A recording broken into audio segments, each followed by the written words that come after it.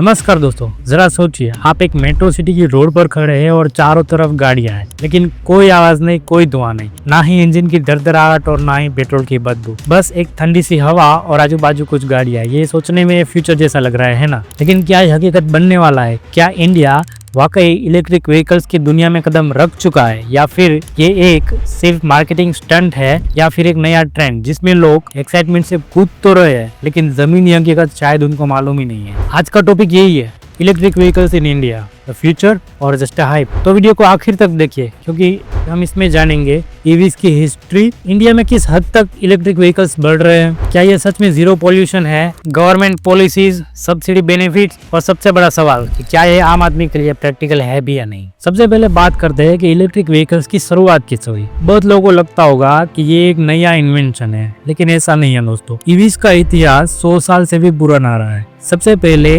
1828 में एक मोटर बनाई गई थी जो कि बैटरी से चलती थी। उसके बाद 1889 तक एक प्रॉपर इलेक्ट्रिक कार तैयार हो चुकी थी और 19th सेंचुरीज के आसपास अमेरिका में 30% गाड़ियां इलेक्ट्रिक हुआ करती थी। लेकिन फिर क्या हुआ? फिर आ गया पेट्रोल, उससे सस्ता, ज्यादा माइलेज और फास्ट रिफ्यूलिंग। इन्हीं कारणों की वजह से ईवीज धीरे धीरे गायब होती गई। लेकिन जब 21st सेंचुरी में पॉल्यूशन और क्लाइमेट चेंज ने इंसानों की नींदें खराब कर दी है, तब ईवी की वापसी हो रही है। लेकिन सबसे बड़ा सवाल ये है कि क्या इंडिया इसके लिए रेडी है भी या नहीं। अब बात करते हैं इंडिया की। इंडिया में सबसे पहली बार इलेक्ट्रिक व्हीकल्स को बूस्ट देने के लिए गवर्नमेंट द्वारा 2015 में एक स्कीम लाई गई जिसका नाम था फेम यानी कि faster adoption and manufacturing of hybrid and electric vehicles in India. यानी कि सरकार खुद चाहती थी कि जल्दी से जल्दी लोग पेट्रोल और डीजल गाड़ियां छोड़कर इलेक्ट्रिक व्हीकल्स को अपनाएं। इतना ही नहीं कि इलेक्ट्रिक व्हीकल का यूज करे, बल्कि ये व्हीकल भी इंडिया में ही बने। फेम स्कीम की जिम्मेदारी संभाली मिनिस्ट्री ऑफ हेवी इंडस्ट्रीज ने। फेम स्कीम को 2 पार्ट में डिवाइड किया गया, fame 1 and fame 2। Fame 1 scheme जो कि 1 अप्रैल 2015 को लॉन्च हुई, बजट इसका था 895 करोड़। फेम 1 स्कीम का मेन फोकस था electric two wheels, electric rickshaws, electric cars and electric buses.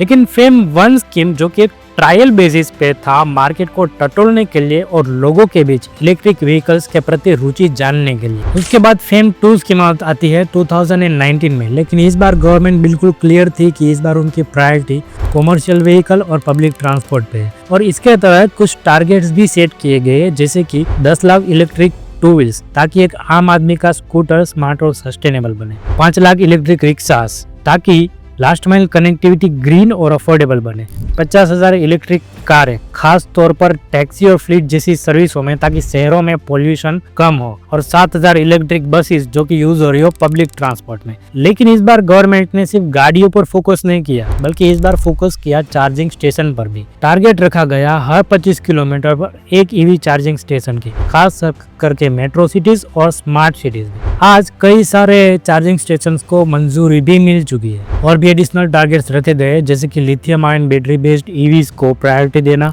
Made in India vehicle पर ही सब्सिडी देना, ईवी एडॉप्शंस को कमर्शियल व्हीकल और पब्लिक ट्रांसपोर्ट में बढ़ावा देना, और कंपोनेंट मैन्युफैक्चरिंग को बढ़ावा देना ताकि इंडिया आत्मनिर्भर बने। इन सब टारगेट का मकसद था ग्रीन मोबिलिटी को बढ़ाना। इंडिया पेट्रोल और डीजल कई सारे देशों से इंपोर्ट करता है, उस डिपेंडेंसी को कम करना, और as per the Paris agreement climate goal को अचीव करना। गवर्नमेंट ने कहा था कि 2030 तक इंडिया में 30% गाड़ियां इलेक्ट्रिक होंगी। जीएसटी को भी घटाकर सिर्फ 5% कर दिया गया, और कई सारे स्टेट्स ने रजिस्ट्रेशन फीस भी वेव ऑफ कर दी। सब्सिडी भी दी गई 10,000 से लेकर 60,000 तक, depends on the price of the vehicle. लेकिन इन सब का असर क्या हुआ? 2020 के एंड तक जहां पर सिर्फ 1.5 लाख इलेक्ट्रिक व्हीकल्स बिके थे, ये नंबर आज 2024 के एंड तक 1.94 मिलियन तक पहुंच चुका है। लेकिन यहाँ पर ध्यान देने वाली बात यह है दोस्तों, इनमें से ज्यादातर व्हीकल या तो ई स्कूटर्स है या तो लो स्पीड ई रिक्शास। इलेक्ट्रिक कार्स की संख्या अभी भी बहुत कम है। लेकिन क्यों? क्योंकि प्राइस, ट्रस्ट और इंफ्रास्ट्रक्चर आज भी एक बहुत बड़ा चैलेंज है। सबसे पहले बात करते हैं प्राइस की। अब हम आम आदमी के सबसे बड़े सवाल पर आते हैं कि ईवी ले या पेट्रोल। चलिए एक एग्जांपल लेते हैं Tata Tiago. Tata Tiago petrol car की कीमत लगभग है 6.5 लाख, और वही टाटा टियागो ईवी कार की कीमत है 9 से 10 लाख के बीच। ईवी कार को चलाने का खर्चा 1 से 1.5 रुपया पर किलोमीटर और वही पेट्रोल कार चलाने का खर्चा 5 से 6 रुपीस पर किलोमीटर। यानी कि मेंटेनेंस में ईवी जरूर आगे है, कोई इंजन ऑयल नहीं, कोई क्लच नहीं। लेकिन इंडिया में majority of the people car लेते हैं EMI पर, और क्योंकि ईवी की प्राइस 3 लाख पेट्रोल कार से ज्यादा है, इट मीन्स प्राइस ज्यादा मीन्स EMI ज्यादा, और अप फ्रंट 3 लाख ज्यादा देना हर किसी के बस की बात नहीं होगी। तो यस, लॉन्ग टर्म में ईवी शायद फायदे का सौदा हो सकता है, लेकिन अप फ्रंट कॉस्ट ज्यादा है। ये इलेक्ट्रिक व्हीकल्स चलाने वालों के लिए सबसे बड़ा चैलेंज है charging station. Ministry of heavy industries की लेटेस्ट अपडेट के मुताबिक इंडिया में 29,277 ईवी चार्जिंग स्टेशंस इंस्टॉल्ड किए गए हैं, लेकिन इनमें से 75% चार्जिंग स्टेशंस सिर्फ मेट्रो सिटीज में है। तो जरा सोचिए, अगर आप एक गांव में रहते हो या टियर 2 सिटी में रहते हो, आपके पास चार्जिंग नहीं है और नियर बाय कोई फास्ट ईवी चार्जिंग स्टेशन भी नहीं है, तो क्या आप ईवी लेंगे? ईवी को चार्ज होने में 5 से 6 घंटे लगते हैं। फास्ट चार्जर में भी 1 से 1.5 घंटा तो लग ही जाता है, और पब्लिक चार्जिंग में क्यू, नॉन वर्किंग स्टेशंस और हाई रेट्स। अब बात करते हैं इलेक्ट्रिक व्हीकल्स का हार्ट यानी कि उसकी बैटरी की। इलेक्ट्रिक व्हीकल्स में बैटरी ही सबसे महंगी और क्रिटिकल चीज होती है। बैटरी की लाइफ 6 to 8 ईयर्स और रिप्लेसमेंट कॉस्ट पूरे व्हीकल का 40%। यानी कि अगर आपके पास 12 लाख का एक इलेक्ट्रिक व्हीकल्स है तो बैटरी रिप्लेसमेंट कॉस्ट होगी minimum 4 lakh. Zero pollution, future is electric and save the planet, ये सब बातें बोलकर आपको इलेक्ट्रिक गाड़ियां बेची तो जाती है, लेकिन यही इलेक्ट्रिक गाड़ियां जब चलते चलते आग का गोला बन जाती है, तब ना ही सरकार सामने आती है और ना ही कंपनियां। ईवी फायर इंसिडेंट अब कोई मजाक नहीं, ये एक जानलेवा खतरा बन चुके हैं। 2021 से लेकर 2024 एंड तक ईवी फायर इंसिडेंट में एक जबरदस्त बढ़ोतरी हुई, और 2020 में ही 120 से ज्यादा official EV fire incident register हुए। यानी कि ईवी से पोल्यूशन तो कम हो रहा है, लेकिन अगर जान ही ना बचे तो क्या फायदा है ऐसे फ्यूचर का। अब जानते हैं कि इलेक्ट्रिक व्हीकल्स में आखिर आग लगती क्यों है। सबसे पहला रीजन है बैटरी थर्मल रनवे। अगर बैटरी बहुत गर्म हो जाए तो शॉर्ट सर्किट हो सकता है, खास करके गर्मियों के मौसम में बैटरी ओवरहीट करती है और उसकी वजह से एक्सप्लोजन के खतरे भी बहुत बढ़ जाते हैं। दूसरा रीजन है पुअर बैटरी मैनेजमेंट सिस्टम। कई सारी कंपनियां सस्ती बैटरीज लगाती है और उनमें टेम्परेचर सेंसर्स नहीं होते। तीसरा रीजन है चिप चाइनीज सेल्स। कई सारी कंपनियां बिना टेस्ट किए चाइनीज सेल्स इंपोर्ट करके बैटरियां बना देती है। और फोर्थ रीजन है फास्ट चार्जिंग ओवर यूज। जब फास्ट चार्जर का बार बार यूज होता है तो बैटरी डिग्रेड होती है और इवेंचुअली एक्सप्लोड करती है। जब एक ओला गाड़ी में आग लगी तो ओला कंपनी ने कहा कि ये तो एक आइसोलेटेड केस है। वहीं जब ओकिनावा में आग लगी तो उन्होंने कहा कि ये एक यूजर एरर है। फायर इंसिडेंट के चलते सरकार ने भी एडवाइजरी जारी की और कई सारे नोटिस भेजे, लेकिन कोई सख्त कानून नहीं और कोई क्वालिटी ऑडिट नहीं। मिनिस्ट्री ऑफ रोड ट्रांसपोर्ट ने 2022 में ईवी बैटरी गाइडलाइंस तो निकाली, लेकिन इम्प्लीमेंटेशन आज भी जीरो है। और कंपनियां रिस्पॉन्सिबिलिटी की बजाय सिर्फ अपनी ब्रांडिंग में लगी हुई है। और इन्हीं फायर इंसिडेंट के चलते इन्हीं गाड़ियों की रीसेल वैल्यू भी कम हो चुकी है, क्योंकि लोग लेने से पहले ये पूछ रहे हैं कि चलती गाड़ी में कहीं ब्लास्ट ना हो जाए। अब आते हैं सबसे बड़े सवाल पर कि क्या ईवीज एनवायरनमेंट के लिए अच्छे हैं।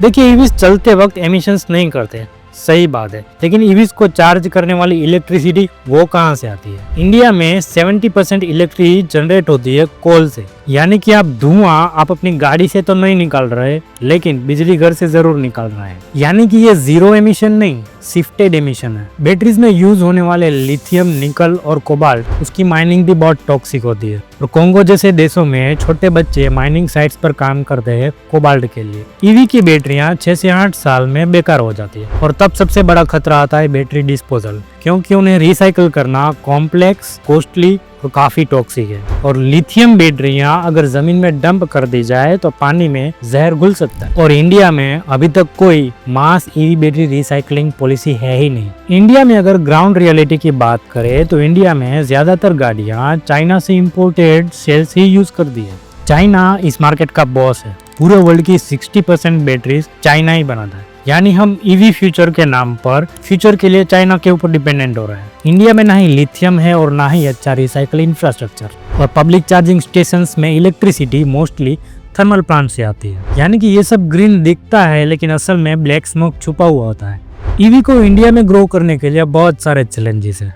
जैसे कि high upfront cost, charging infrastructure की कमी, battery replacement issue, safety concerns और रूरल इंडिया में अडॉप्शन ना के बराबर। लेकिन अब क्वेश्चन ये है कि गवर्नमेंट क्या कर रही है। तो दोस्तों फेम 3 स्कीम बहुत ही जल्द आने वाली है, जिसमें कि सोलर चार्जिंग स्टेशन की योजना है, बैटरी सेविंग पॉलिसी की योजना है, लिथियम माइनिंग इन कर्नाटका और ईवी स्टार्टअप्स को टैक्स बेनिफिट भी मिल सकते हैं। तो दोस्तों स्कीम बनाने से ज्यादा इम्पोर्टेंट है उसका इम्प्लीमेंटेशन, वरना ये स्कीम भी सिर्फ एक फाइल बनकर ही रह जाएगी। तो दोस्तों ईवी हाइप है या सच? ईवी सच है, लेकिन अधूरी तैयारी के साथ शायद ये दिखावा जरूर बन सकता है। ईवी को इंडिया में सक्सेस बनाने के लिए बैटरी टेक सस्ती करनी होगी, चार्जिंग स्टेशन हर जगह लाने होंगे और सबसे इम्पोर्टेंट है अवेयरनेस। ईवी वो फ्यूचर है जहाँ से हम पोल्यूशन फ्री हो सकते हैं, लेकिन रास्ता अभी भी बहुत लंबा है और हम बस शुरुआत में है। हर रिवॉल्यूशन टेक्नोलॉजी से नहीं समझदारी से आती है और ईवी रिवॉल्यूशन भी तभी सक्सेस होगा जब ग्राउंड लेवल पर चेंजेस हो।